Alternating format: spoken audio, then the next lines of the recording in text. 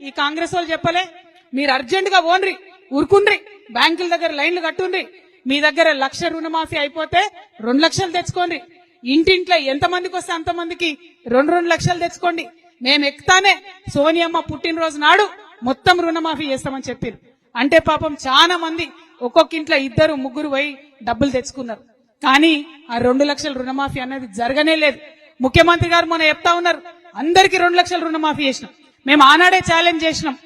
ఈ రాష్ట్రంలో 40 లక్షల మందికి